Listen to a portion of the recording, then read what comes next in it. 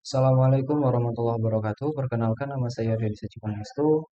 Saya dari kelas Praktikum Struktur Data B dengan NIM 2006060511003. Pada kesempatan kali ini saya akan menjelaskan sedikit tentang perubahan sintak pada program yang di atas ini dengan perintah yang telah diberikan. Untuk yang pertama, eh, pada listing nomor 5 nanti tadi itu ada metode insert yang digunakan untuk penambahan item pada selnya.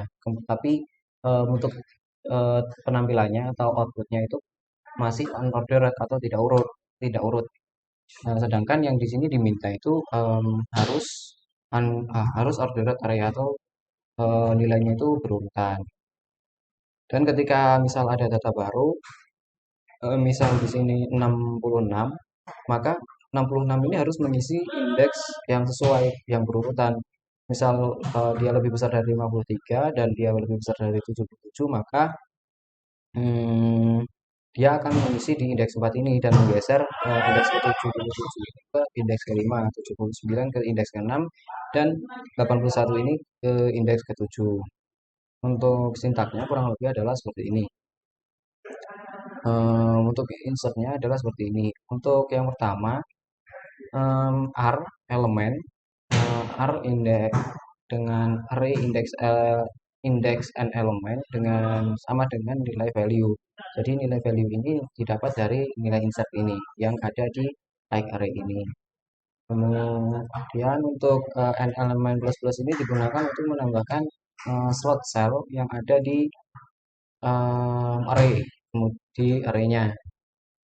Kemudian untuk mengurutkan program tersebut di sini saya menggunakan algoritma pertukaran gelas atau algoritma pertukaran. Untuk yang pertama, di sini menggunakan dua kali looping. Untuk looping yang pertama itu adalah untuk melooping semua data yang ada atau melooping semua data yang diinsert dari sini dengan kemudian dilanjutkan dengan looping yang kedua. Looping kedua ini adalah ketika digunakan untuk atau berfungsi untuk mengurutkan nilai untuk dalam pertukaran nilai indeks. Namun di sini tidak langsung tertukar begitu saja. Di sini harus menggunakan suatu kondisi yang supaya pertukaran tersebut memenuhi syarat. Dengan kondisinya itu kurang lebih adalah sebagai berikut. Dengan if jika array indeks J itu lebih besar dari array indeks J plus 1, maka posisinya nanti bisa dirubah seperti itu. Ini untuk position R sama array index J ini adalah nilai awal, jadi masih belum berurutan. Ini masih menampilkan semua dengan secara unordered. Untuk menampilkannya kurang lebih adalah menggunakan logika yang di bawah ini atau sintak yang ada di bawah ini.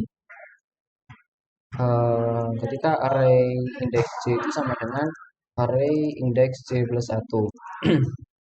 Karena di sini J kurang dari n elemen 1 dan ini sih J plus plus.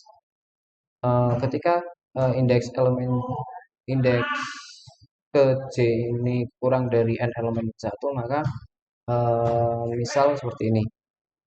Ketika 45 ini lebih ketika 45 ini lebih besar dari 15, maka 45 ini akan menempati sesuai eh, penempatannya akan adalah setelah nilai dari 15 ini. Jadi begitu pula dengan 66 ini kayak seperti yang telah saya jelaskan tadi. Kemudian hmm, untuk yang tugas kedua sendiri adalah untuk mencari nilai dengan binary search. Karena yang sebelumnya itu adalah menggunakan linear search. Linear search itu nanti dia uh,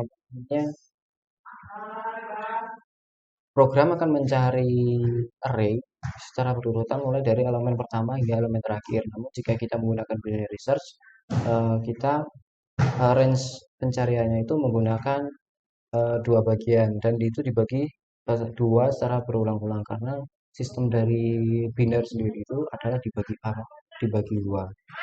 kurang lebih adalah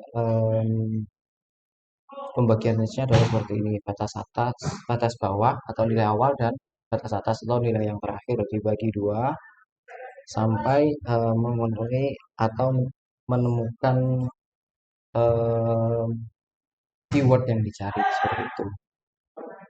Untuk sintaknya kurang lebih adalah seperti ini.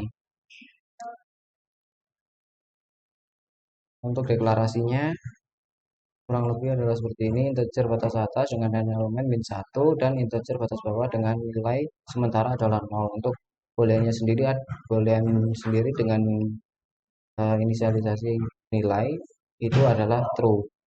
Ketika untuk menjalankan sampai akhir, sampai nilainya habis, maka kita membutuhkan nilai while, karena kalau for itu masih ada batasannya, sedangkan while itu kita bisa tak terbatas seperti itu.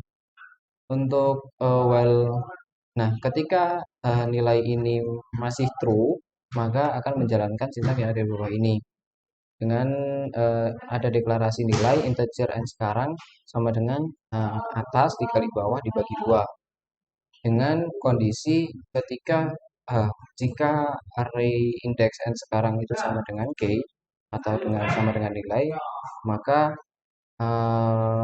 selama n bilang enaknya begini: ketika nilai ini ada di array-nya, maka ini program ini akan terus berlanjut. Sedangkan jika dan ketika nilai bawah di sini, dan jika nilai bawah lebih besar dari nilai atas, maka program ini akan berhenti. Soalnya em, nilai apa namanya indeksnya itu sudah habis gitu. Kemudian yang terakhir, jika array dengan indeks n sekarang lebih kecil dari k, maka batas bawah itu akan ditambah satu dan batas atas akan ditambah akan dikurang jadi akan min satu, kemudian dikembalikan ke nilai false. Jika kita ketemu, maka akan dikatakan tidak ditemukan. Kalau kurang lebih programnya jika dijalankan adalah seperti ini. Nah, kurang lebih adalah 46 tidak ditemukan karena di sini key-nya adalah 46, dan tadi yang program yang berjalan adalah nilai false. Jadi programnya nilai 46 itu tidak ada, dan programnya sudah terurut untuk yang um, pengurutan tadi, yang ordered array. Kemudian yang terakhir adalah yang ketiga. Yang ketiga itu di sini untuk storing objek item pada real world tidak bisa direpresentasi dalam bentuk data primitif, tapi berupa record yang merupakan kombinasi dari beberapa field. Misalkan untuk record personal, kita menyimpan nama, tempat lahir, nomor telepon, email, dan sebagainya. Untuk data mahasiswa, kita dapat menyimpan name, nama, jurusan asal, dan sebagainya. Dalam Java, record biasanya dipresentasikan dengan sebuah kelas objek. Nah, di sini kita menggunakan untuk menunjukkan listing implementasi storing object. Ini ada 3 kelas. Yang pertama kelas mahasiswa, data array, dan data array up. Data array up ini berfungsi untuk menampilkan seluruh datanya atau sebagai display penampil. Nah, untuk record yang disimpan adalah data mahasiswa yang terdiri dari field nama, denim, nama, dan asal. Untuk record mahasiswa ini direpresentasikan dalam sebuah kelas objek dengan nama mahasiswa. Untuk itu sendiri yang mahasiswa, untuk merepresentasikan hal tersebut, di sini mengandung name, nama, dan asal. Kemudian di sini untuk displaynya akan ditampilkan seperti ini dengan data array apps, akan ditampilkan dalam data array apps. Untuk data array-nya sendiri nanti ini sama kurang lebih kayak yang height array tadi, sama kayak yang ini, hanya berbeda ini untuk menampilkan nama mahasiswa itu saja. Untuk hasil outputnya sendiri kurang lebih adalah sebagai berikut. Untuk hasil maaf, untuk hasil outputnya sendiri adalah sebagai. Untuk hasilnya kurang lebih sudah sesuai dengan yang ada di sini. Jadi mungkin itu saja yang dapat saya sampaikan. Kurang lebihnya mohon maaf. Wassalamualaikum warahmatullahi wabarakatuh.